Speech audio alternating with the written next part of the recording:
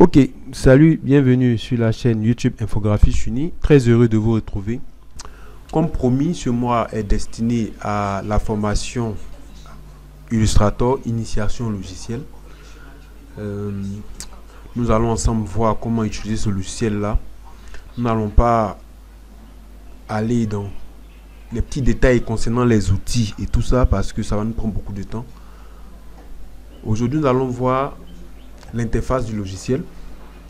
Nous allons voir les outils, les différentes fenêtres et les options qui nous sont proposées.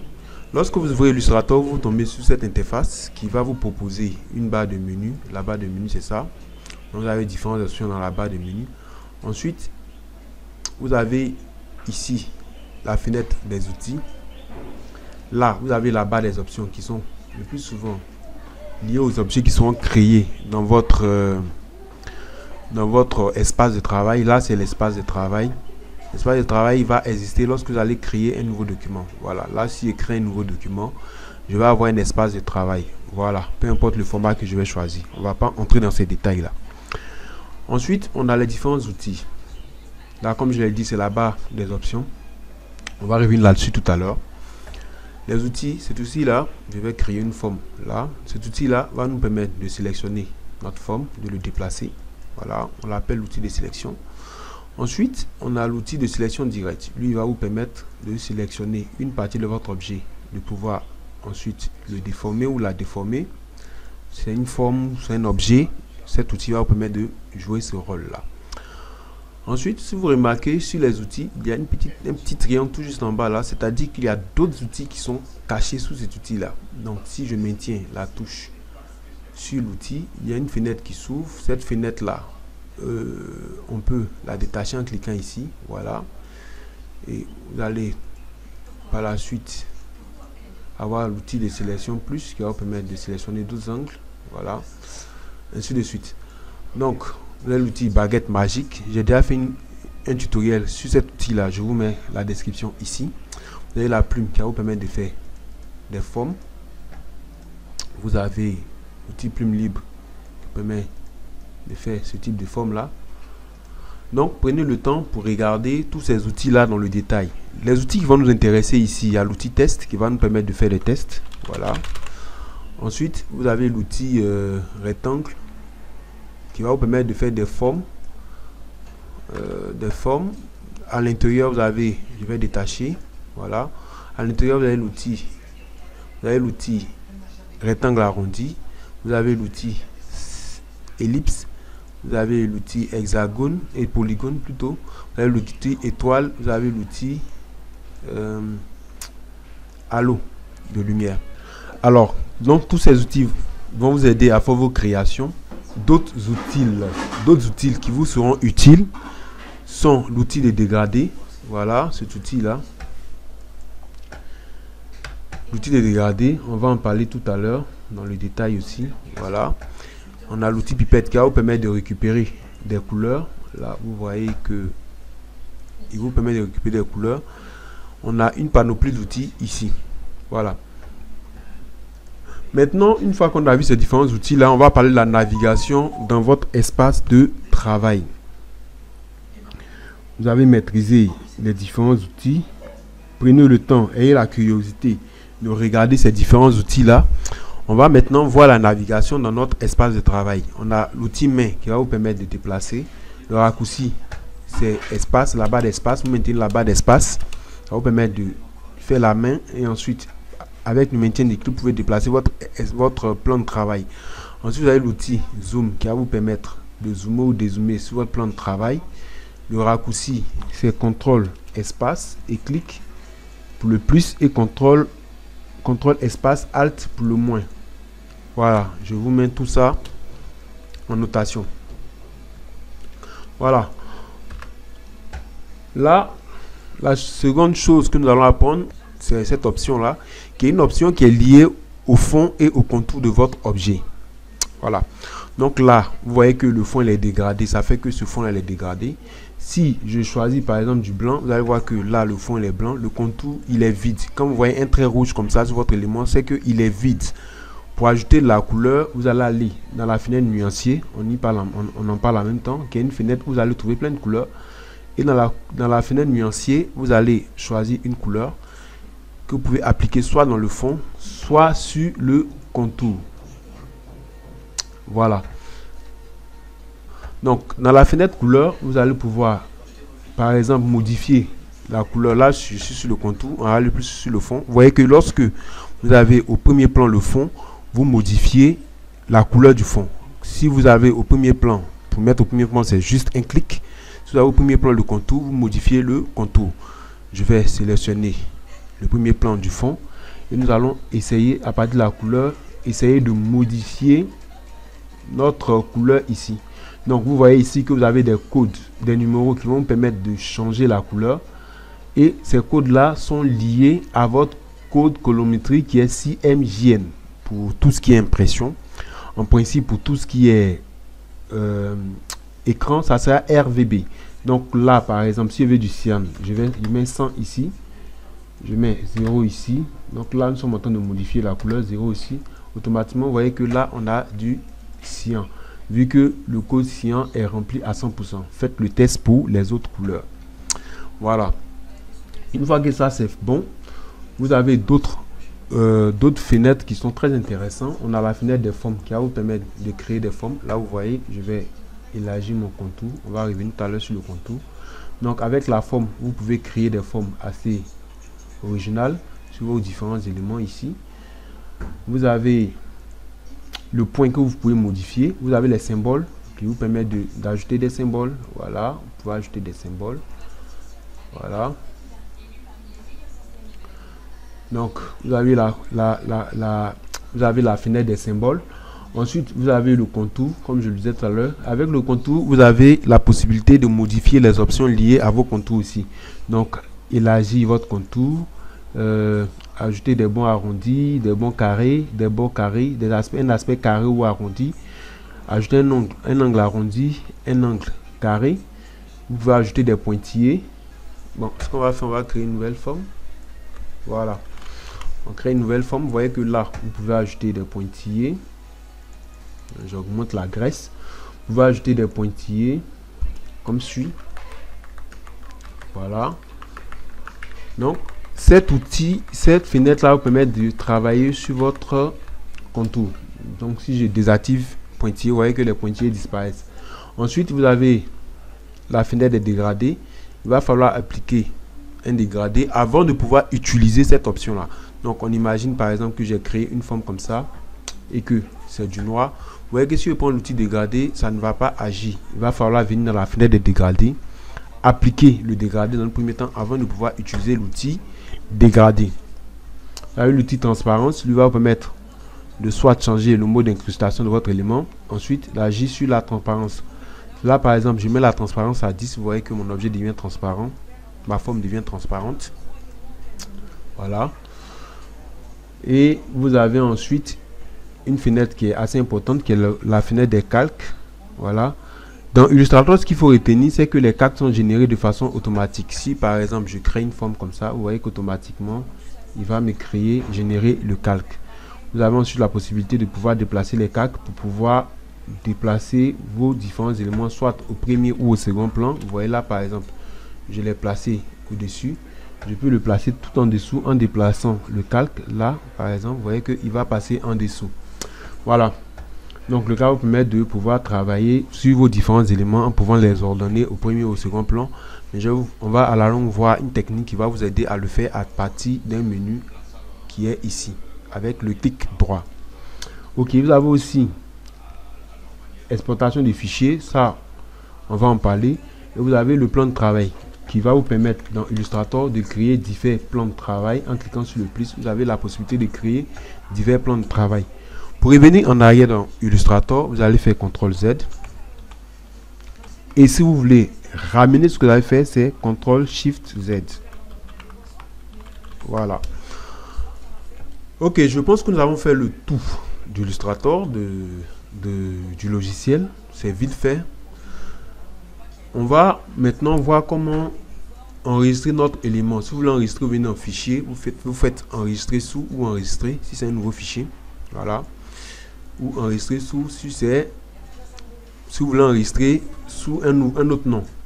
Ensuite, vous pouvez, si vous voulez exporter votre élément pour, par exemple, l'utiliser sur d'autres supports comme un écran, comme Facebook et autres supports, vous venez dans exporter.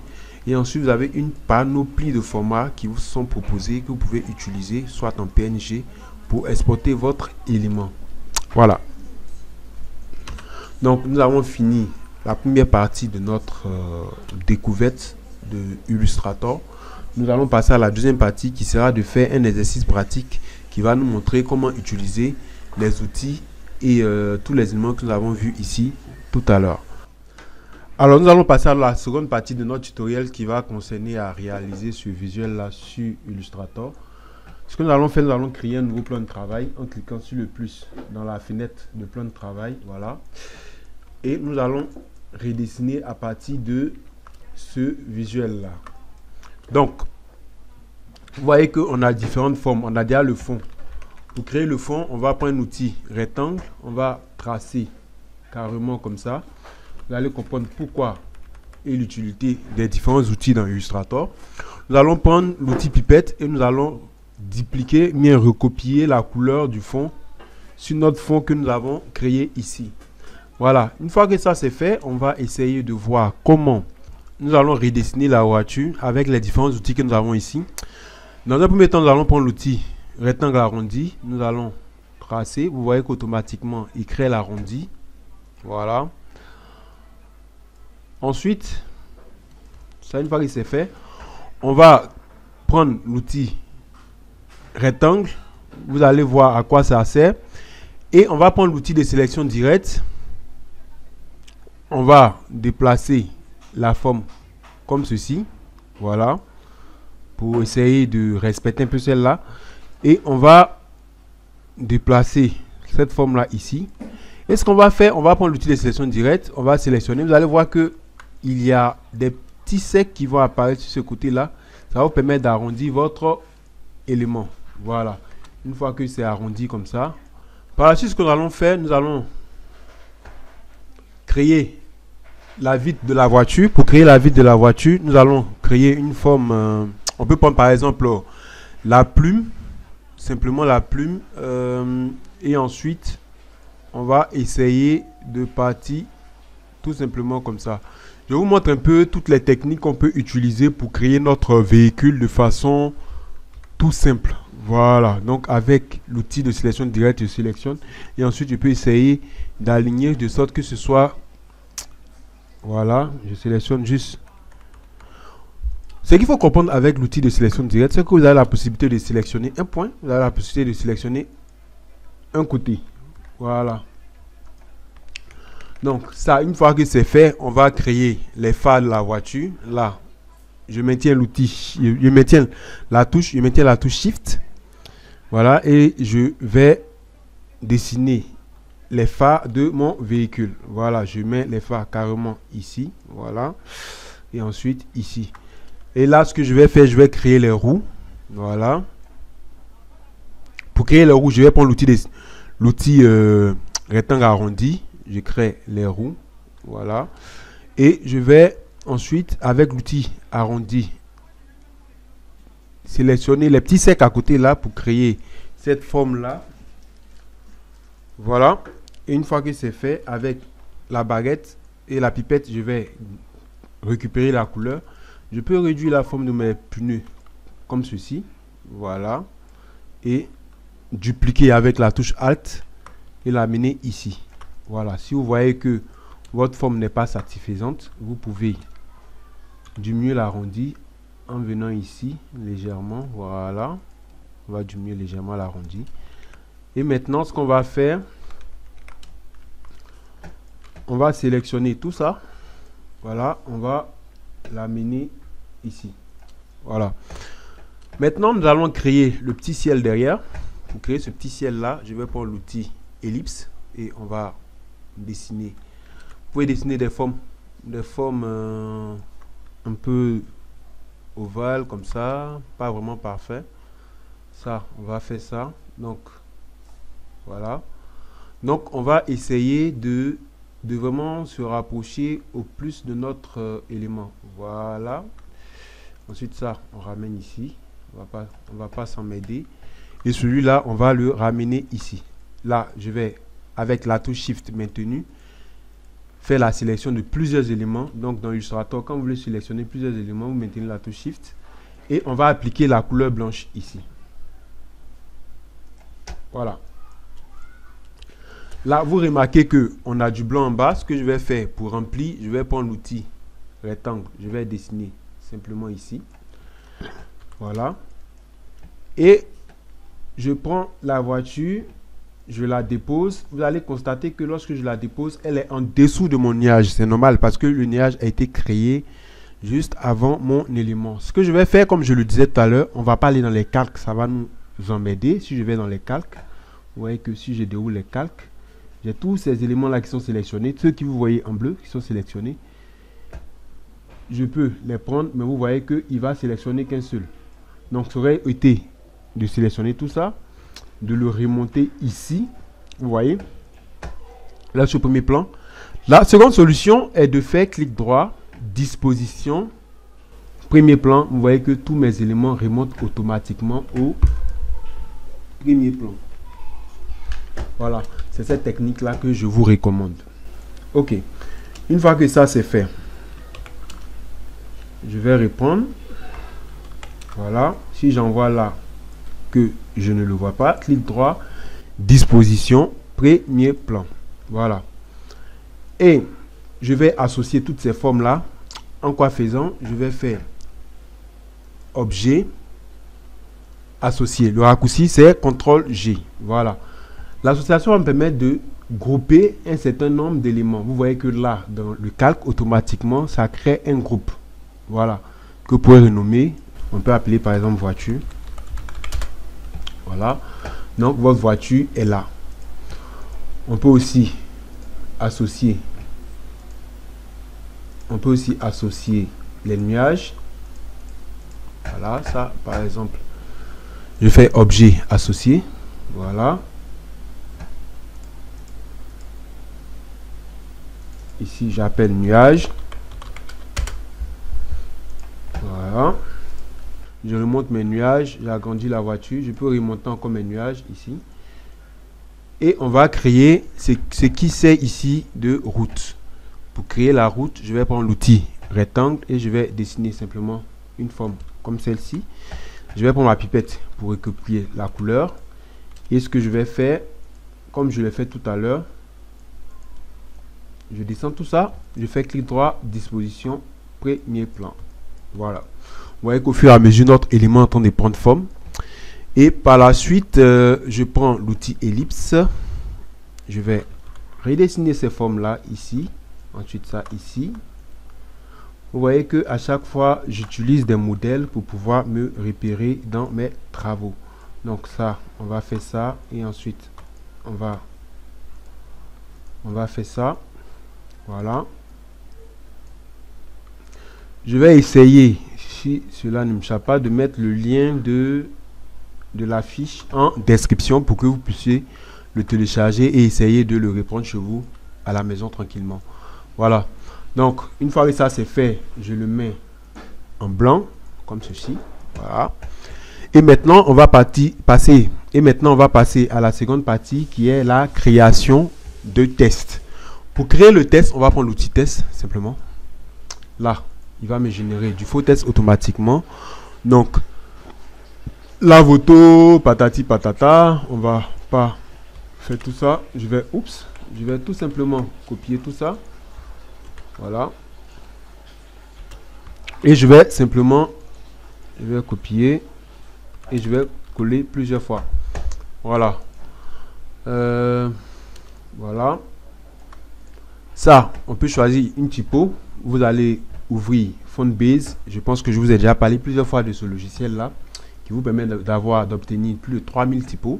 Et ensuite, dans la barre des options, voilà, c'est cette barre-là, vous allez voir que lorsque vous sélectionnez un objet, les options liées à cet objet-là vont apparaître ici. Là, vous avez la forme du contour, vous avez la couleur du fond, la couleur du contour. Là, vous voyez que le contour est transparent. vous avez l'épaisseur du contour. Il est nul parce que il n'y a pas de contour, vu qu'il est qu'il est vide, donc il n'y a rien ici. L'opacité à 100. Le style, il n'y a rien d'appliqué. Voilà. Là sont les options liées à l'alignement. On va en parler plus tard. Donc ça, quand je sélectionne, vous voyez qu'automatiquement, on a les options de texte qui arrivent. Je vais prendre un texte au hasard. Je prends Myriade. Ensuite, je vais agrandir ici. Voilà. Et je vais mettre ce texte-là en blanc. Pour le mettre en blanc, il va suffire que je vienne, je clique ici. Après avoir sélectionné mon objet, c'est-à-dire mon texte. Et je vais cliquer simplement sur le blanc ici. Voilà. Ensuite, on va faire forfait. Forfait, 2 points. Ok, 30%. Voilà. De réduction. Voilà. Je vais vous montrer. Voilà. De réduction. Là, vous avez vu que j'ai écrit en minuscule. Pour mettre en majuscule, je vais venir dans l'option test, modifier la casse et je vais prendre capital. Voilà. Et ensuite, on va prendre comme un typo des basses. Voilà. Là, vous pouvez agrandir ça. Vous voyez qu'il y a trop d'espace ici. On va pas pour le moment s'attarder sur cela. On va garder ça comme ça pour le moment. Sinon, il y a des options qui vont me permettre, par exemple, de réduire l'espacement entre ces différents tests là. Ok, ça, on va le mettre dans un bleu foncé. On va aller plutôt dans ce bleu là. Ou avec la pipette, vous récupérez simplement ce bleu là. Voilà. Et j'espère que vous avez compris le principe. Vous pourrez par la suite compléter tout ce qui est test dans votre élément. Voilà. Donc, ça, c'est bon. Vous allez aller tout pareillement. On va centrer notre élément dans la barre des options ici. Je vais centrer ça. Voilà. Et ensuite, vous allez faire la même chose pour tout le reste de votre élément ici. Là, je pars en light. Voilà. Ok, vous voyez, et je vais sélectionner ce test là, je le ramène ici, j'applique. Je sais que certains vont le faire. Si vous appliquez avec la pipette comme ça, vous allez voir que il va copier et le style du test, et la taille du test, et la couleur du test. Donc ce qu'on va faire, on va juste prendre la couleur ici pour pouvoir l'appliquer. Et ensuite, je pense que nous sommes presque bons. Voilà. Donc ça, je peux l'agrandir en maintenant la touche Shift et Alt. Voilà. Et je pense que nous sommes à la fin de notre petit exercice. Donc, ça sera l'exercice que vous allez essayer de faire chez vous à la maison. Je vais vous donner le lien de l'image. Vous allez pouvoir télécharger l'image et l'utiliser pour l'exercice chez vous à la maison. Vous pouvez partager cet exercice-là au niveau du groupe Telegram. Ça va vous permettre aussi de pouvoir avoir l'avis des uns et des autres et vous aider à découvrir véritablement l'outil et le logiciel Illustrator. Alors merci de m'avoir suivi. Je vous invite à vous abonner, à activer la cloche de notification. Ça va vous aider à ne plus manquer de vidéos d'infographie sur nous. À chaque fois qu'on va poster une vidéo, vous serez informé. Et aussi, je vous invite à nous rejoindre sur Telegram. Là-bas, c'est des échanges, des partages et tout ça. Ça va nous permettre aussi de faire connaissance et d'appartenir à une communauté. Sur ce, je vous souhaite une belle journée et on se donne rendez-vous très prochainement pour un nouveau tutoriel. Allez, bye!